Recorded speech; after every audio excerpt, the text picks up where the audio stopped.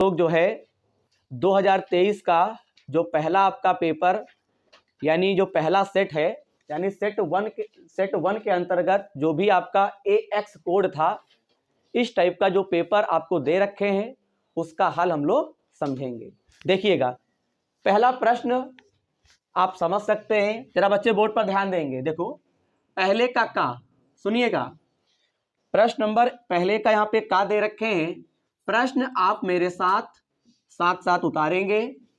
प्रश्न को लिखना अनिवार्य है। अवकल समीकरण d2y अपान dx² और बराबर आपको दे रखा है y प्लस dy बटे dx का होल आपको दे रखे 1/5। बेटा बहुत इंपॉर्टेंट सवाल है, का घात होगा, हमसे पूछ रहे हैं का घात होगा, ये आपको प्रश्न दे रखा है।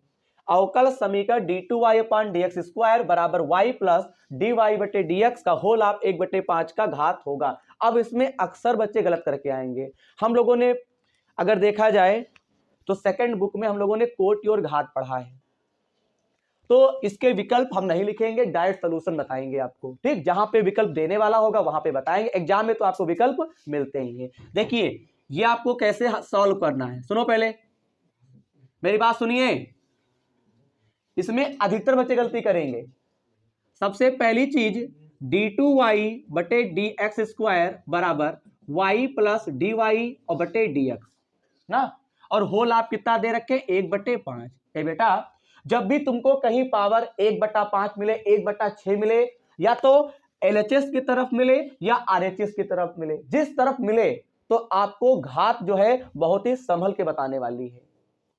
आपको पता ही है घात हम कैसे बताते हैं।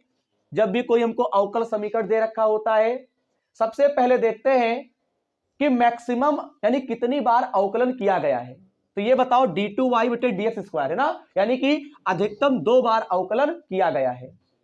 तो अधिकतम जो अवकलन किया जाता है तो वो उसकी कोटि हो जाती है अवकल समीकरण की, और उसका होल आप जो होता है वो उसकी क्या हो जाती है, घात हो जाती है। बात समझ में आती नहीं आती है? तो कैसे, तो यहां पे राइट हैंड साइड में होल आप 1/5 दे रखे हैं, तो यार यहां से 1/5 हटेगा और ये आ जाएगा इस ओर। याद रखिएगा, किसी बच्चे के माइंड में चल रहा होगा कोट इसकी 2 हो गई, घात इसका होल आप 1 मान लेंगे, गलत है। क्यों? इसके बराबर में 1/5 आपको दे रखे हैं, तो बेटा जो 1/5 ही इधर से हटेगा इस ओर आ जाएगा। मैं आपको कुछ बताता हूं, सुनो, ये आपको आता नहीं होगा तो सीख लो। अगर x की घात 1/5 है ना, और इधर आपको दे रखे हैं y, तो अगर यहां का 1/5 है, अगर इधर का हटाओगे और इधर जब आता है तो बेटा पलट जाता है, यानी 5/1। बेटा पहले भी बता चुके हैं, समझ में आ रहा नहीं आ रहा? 5/1 हो जाएगा नहीं हो जाएगा है? अब कितने बच्चे जब ये बात समझ में आती है तो 1/5 उधर से हटेगा और d2y बटे dx² और यहां पे क्या आ गया 5/1 होगा, 1 मानता नहीं हूं नीचे का, तो इधर आपका बनेगा y प्लस dy बटे dx। बेटा हो सकता है बोर्ड एग्जाम में फिर से रिपीट कर दे ये वाला प्रश्न, इतना बचेगा कि नहीं बचेगा?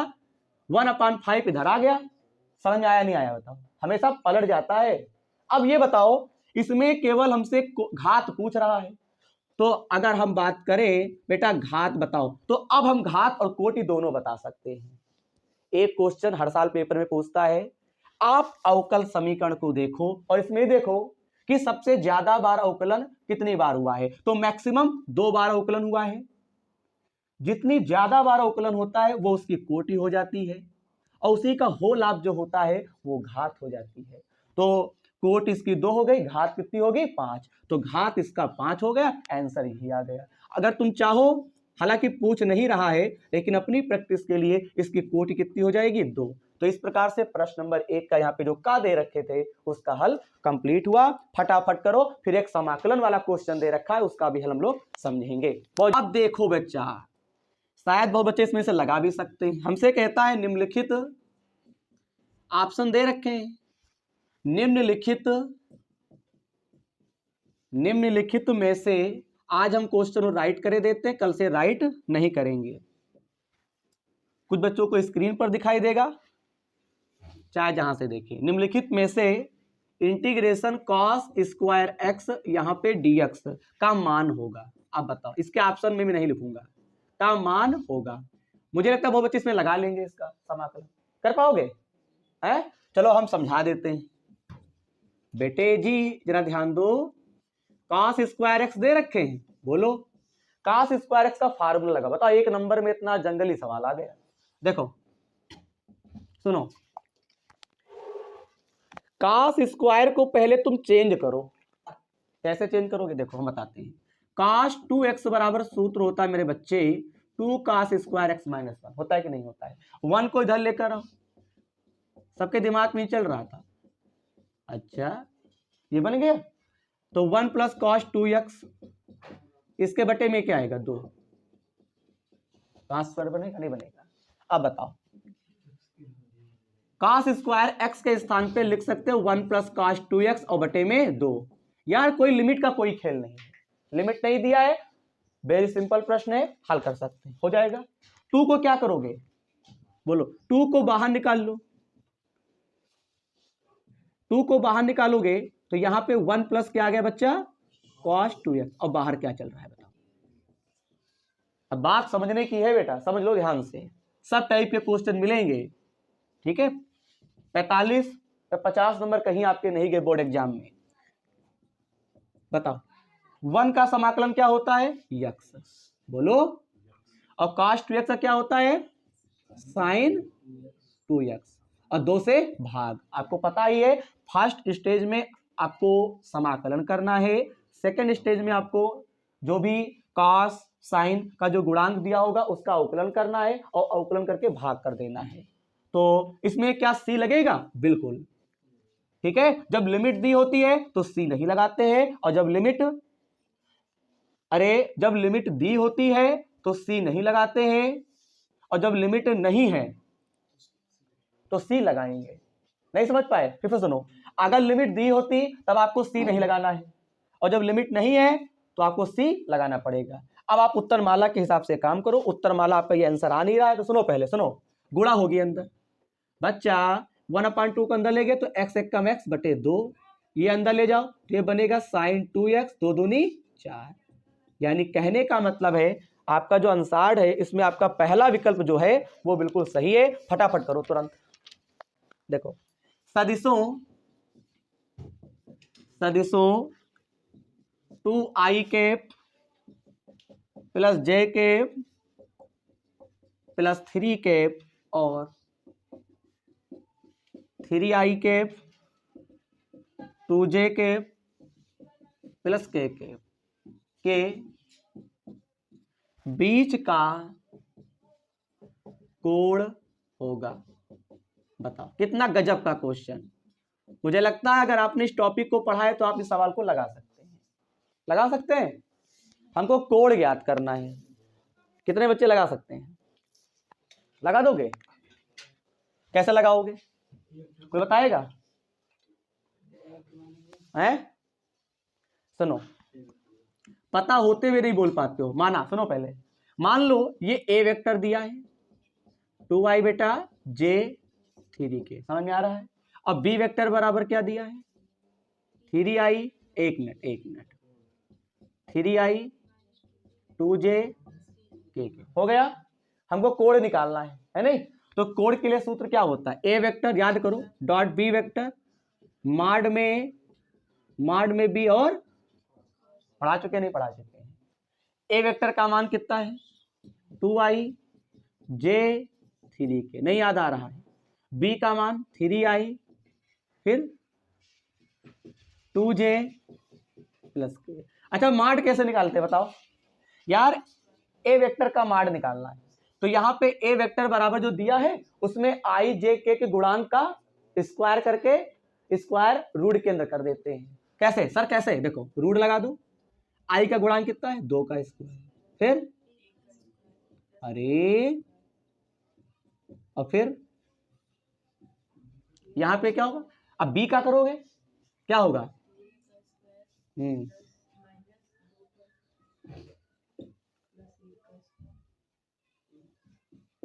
फिर गलती ना होने पर फिर cos थीटा। चलो गुणा आती है ना, आई की गुणा 1 होती है, अदिश गुणनफल हम लोग पढ़ रहे हैं। आई 1 होता है, यानी सेम हो तो 1 मान होता है, अनसेम हो तो 0 होता है। ये बात दिमाग में सेव कर लो। अब देखो 2 तिहाई 6, जे माइनस का 2, 3 केवल 3 बचेगा। नहीं समझ आया? यहां बताओ, समझ में आ रहा होगा? 2 की घात 2 का मतलब 4, फिर 1, फिर 25, सॉरी 9 9 9 आइए, फिर 9 4 1 कॉस थीटा। यार 6 3 9, 9 में से 2 गए 7, यहाँ पे 9 10 4 14, यहाँ पे क्या 9 4 14। बड़ा अजीब क्वेश्चन है। आगे बताओ, 14 रूट में, 14 रूट में तो रूट हट जाएगा तो केवल क्या आएगा 7 बराबर 14, और यहाँ पे कॉस थीटा। कॉस थीटा बराबर क्या लिख सकते हैं 7/14, 7 एकम 7, 7 दूनी 14। कॉस थीटा बराबर 1/2। काश में ये कितने का मान होता है कॉस 60 का मान। उत्तरमाला मैच करने लगा। काश 60 हो गया, काश कॉस हट गया, थीटा बराबर 60, यही आंसर हो गया। फटाक से करो। का घा, सब बच्चे इसको कॉपी पे नोट करेंगे, बहुत ही समझ का ही है, कॉमन सेंस वाला क्वेश्चन है, थोड़ा दिमाग लगाना पड़ेगा। देखो पहले का घा क्या कहते हैं, यदि दो, देखो मेरे साथ कोई बैठेगा नहीं, यदि दो, क्योंकि पूरी हिंदी है, यदि दो परिमित समुच्चय, हम बोल रहे हैं आप लिखते चलो, यदि दो परिमित समुच्चयों कैपिटल ए तथा कैपिटल बी में, कैपिटल ए तथा कैपिटल बी में अवयव क्रमशः स्मॉल एम तथा स्मॉल एन हो, तो ए से बी में कुल संबंधों की संख्या होगी। इसमें ऑप्शन दे रखे हैं। पहला ऑप्शन है 2 की घात m प्लस n, दूसरा ऑप्शन आपको दे रखे हैं 2 की घात mn। मैं बहुत ही गजब का कॉन्सेप्ट बताने वाला हूं। तीसरा ऑप्शन दे रखे हैं m गुणे n, चौथा ऑप्शन आपको दे रखे हैं m प्लस n। सुनिए पहले, यदि दो परिमित समुच्चय कैपिटल ए तथा कैपिटल बी में अवयव, अवयव का मतलब आप जानते हो, हमको 2 सेट दे रखे हैं, एक सेट ए है, एक सेट बी है। एलिमेंट आपको दे रखे हैं मात्र मालूम कौन कौन से, m और n दे रखे हैं। तो सुनिए, जब भी संबंधों की कुल संख्या पूछा करे ना, तो आपको एक फार्मूला अप्लाई करना है। सुनो पहले, जिसे तुमसे कहते हैं कि तुम्हारे पास कितने अवयव हैं, 2 अवयव हैं, m गुणे n, ठीक है, और तुमसे कहता है कुल संबंधों की संख्या। तो ऐसी सिचुएशन में याद रखिएगा, कुल संबंधों की संख्या, बेटा बोर्ड पर ध्यान, कुल संबंधों की संख्या पता क्या होगा, आइए बताते हैं। 2 की घात आपको लेना है, कई अवयव दे रखे हैं m और n, और जो भी अवयव दे रखे होंगे इनकी गुणा कर देना। नहीं समझ में आया? तो कुल संबंधों की संख्या क्या हो जाएगी, अवयव यहाँ पे 2 दे रखे हैं, यहाँ पे 2 ही रहेगा, जो अवयव दे रखे होंगे उनकी गुणा एक दूसरे से कर देना, यानी 2 की पावर क्या आ जाएगा m गुणे n। समझ में आ गया? अगर 3 अवयव होते तो 3 बार गुणा कर देते, 2 अवयव है तो m गुणे n हो गया, यानी ऑप्शन नंबर आपका दूसरा सही है। फटाक से कॉपी पे करेंगे। प्रश्न नंबर 1 का अंगा, समझो 1 का अंगा, बेटा लिखो, यदि कैपिटल ए बराबर 1 2 3 और बी बराबर आपको दिया है 2 3 4, तो निम्न में से ए से बी में फलन होगा। देखिए बहुत गजब का क्वेश्चन है, इसमें भी कॉमन सेंस आपको देखना है। यहां पे आपका पहला ऑप्शन है 1, 2, 1, 3, बच्चे 2,3 3,3 सारे ऑप्शन बच्चा नोट करेगा सब। फिर दूसरा ऑप्शन आपको दे रखे हैं 1,3 2,4, यहां पे ब्रैकेट बंद नहीं है, मंझला ब्रैकेट, अगर हम अनसार्ट के अनुसार चलें। तीसरा ऑप्शन दे रखे हैं 1,3 2,2, ये क्लास 11th का है टॉपिक। चौथा ऑप्शन है 1,2 2,3 3,2, फिर 3, फटाक से करो।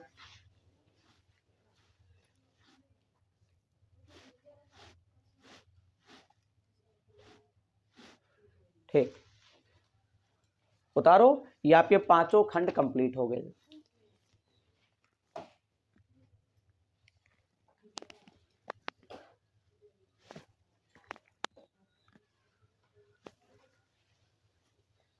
उतार लिया सब बच्चों ने? इस प्रश्न को राइट किया नहीं किया? राइट करने के बाद चारों ऑप्शन आपको उतारने हैं। प्रश्न को जरा ध्यान से सीखो क्या कहता है। कहता है यदि सुनो ए बराबर दिया है, बी बराबर दिया है, हमसे कहते हैं तो निम्न में से ए से बी में फलन होगा। बेटा ए बराबर तुमको एक समुच्चय दे रखा 1 2 3 और बी बराबर 2 3 4। तुमको जो ऑप्शन दे रखे हैं सुनो बताते हैं, यानी हमको ए से बी में फलन होगा। बेटा फलन कब होता है? बेटा एक होता है प्रांत, एक होता है परिसर। याद रखिएगा, प्रांत यानी एक्स वाले को बोलते हैं और परिसर बेटा वाई वाले को बोलते हैं। बात क्लियर है? प्रांत बोलते हैं एक्स वाले को और परिसर बोलते हैं बेटा वाई वाले को। अब मैं एक बात पे फोकस करूंगा, सुनो 1,2, ये देखो फलन तब होता है अगर प्रांत सेम सेम अगर आ गया तो वो फलन नहीं है। अगर प्रांत अलग अलग है तो वो संबंध फलन है, यानी फलन है। सर क्या कहे गए? एक ब्रैकेट के अंदर प्रांत और परिसर दिए होंगे, ठीक? बोलो अगर हर ब्रैकेट का प्रांत अगर सेम सेम अगर आ गया तो वो फलन नहीं होगा। अगर प्रांत अलग अलग है तो वो फलन होगा। कैसे सर कैसे? बेटा प्रांत 1 है, ये प्रांत है, परिसर है, प्रांत 1 है, प्रांत 1 है, इसका सेम सेम आ गया, ये फलन नहीं होगा। समझ में आ गया? यहां पे बताओ, यहां पे प्रांत 1 है, यहां पे प्रांत 2 है, लेकिन यहां पे तीसरा वाला प्रांत गायब है, तो मैं कह सकता हूं ये भी ऑप्शन गलत है। ये वाला भी 1 2 और 3, यहां पे प्रांत अलग है, प्रांत अलग है, प्रांत अलग है।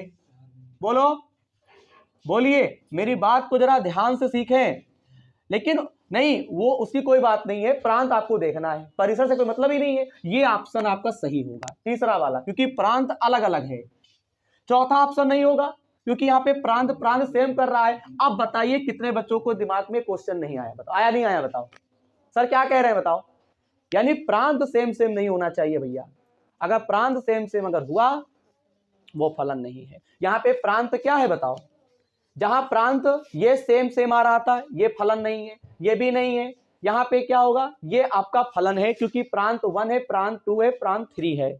मैं उम्मीद करूंगा आज की क्लास में प्रश्न नंबर 1 के अंतर्गत आपको 5 खंड यहाँ पे दिए थे और पांचों खंडों के हल मैंने आपको समझाए हैं। ऐसे भी आगे हम करवाते रहेंगे, इसे भी कॉपी पे नोट कर लो, ठीक है।